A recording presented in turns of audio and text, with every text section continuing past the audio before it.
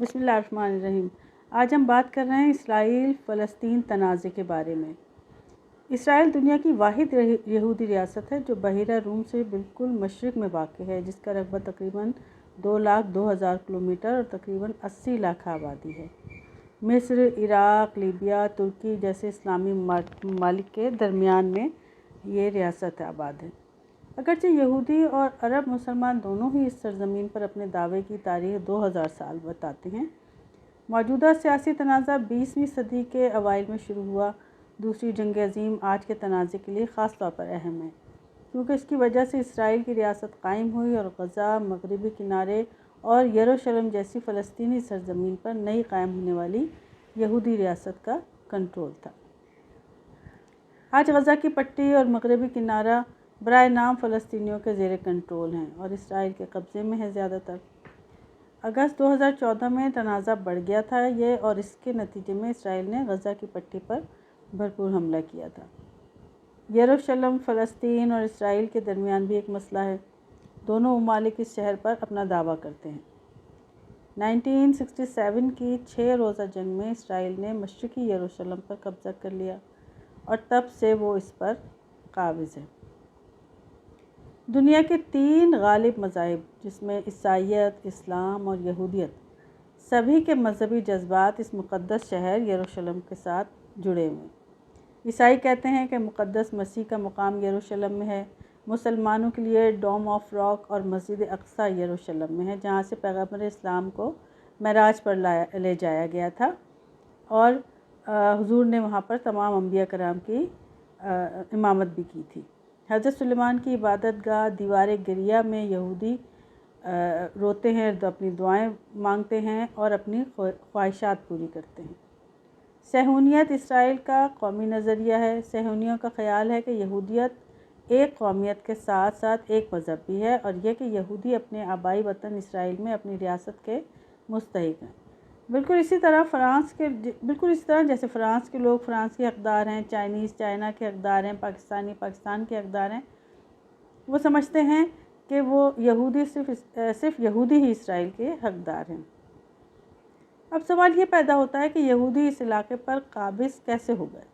इसके जवाब के लिए हमें थोड़ी सी तारीख़ देखनी पड़ेगी। जैसे कि मसीह के 70 साल बाद रूमी ने यहूदियों को एक जंग में शिकस्त दी, जिसके नतीजे में यहूदी इसराइल से निकल गए। तकरीबन 100 साल इनके पास रहने की जगह नहीं थी, लेकिन 19वीं सदी के आखिर तक यहूदी दोबारा फ़लस्तीन पर काबिज़ हो गए। सहूनी नज़रिया एक रियासत की बहाली और तामीर पर यकीन रखता है, जैसा कि हज़रत सुलेमान के ज़माने में था, जो तमाम मुस्लिम ममालिक में भी था। उनका अक़ीदा यह है कि उन्हें दोबारा हज़रत सुलेमान अलैहिस्सलाम का मोहब्बत बनाना है। वो मस्जिद अक्सा को तोड़कर वहाँ बैतुल मुक़द्दस बनाना चाहते हैं। कहते हैं कि हैकल सुलेमानी इसी जगह पर था जहाँ आज डोम ऑफ रॉक और मस्जिद अक्सा मौजूद है। तमाम यहूदी इस नज़रिए पर यकीन नहीं रखते। आज जो तनाज़ा चल रहा है, इसको हल करने का बुनियादी नुक्ता नज़र एक नाम नहाद 2 रियासती हल है, जो गज़ा और मगरबी किनारे में फ़लस्तीन को एक आज़ाद रियासत के तौर पर कायम करेगा, और कम से कम मशरिक़ी यरूशलेम, जिसमें इसराइल ने 1967 की 6 रोज़ा जंग में कब्ज़ा कर लिया था, और बाकी मुल्क इसराइल को छोड़ दिया। अगरचे 2 रियासती मंसूबा है, आगे बढ़ने का यही वाहिद रास्ता है, और अमली भी। लेकिन फिर अगरचे 2 रियासतों का मंसूबा नज़रिए में वाज़ेह है, लेकिन दोनों फ़रीक अब भी इस बात पर गहरी तक़सीम हैं कि उसे अमली तौर पर कैसे इस नज़रिए को अमली जामा पहनाया जाए।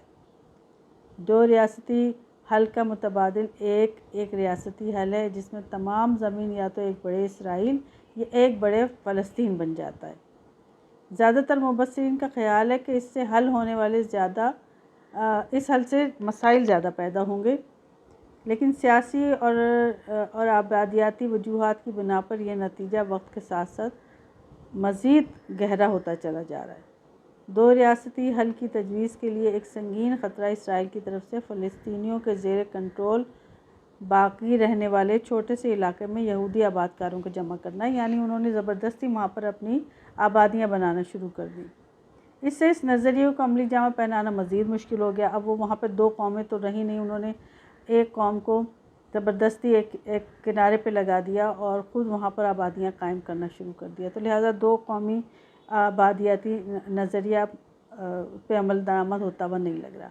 और ख़दशा है कि ऐसा करने से कोई ऐसी सरज़मीन नहीं बचेगी जहाँ फ़लस्तीन की एक रियासत आबाद हो सके। अब देखिए आगे क्या होता है, और दुआओं में फ़लस्तीन को याद रखिए और अल्लाह से हम दुआ करते हैं कि अल्लाह मियाँ इस मुश्किल घड़ी में उनकी मदद करे। आमीन सुम्मा आमीन।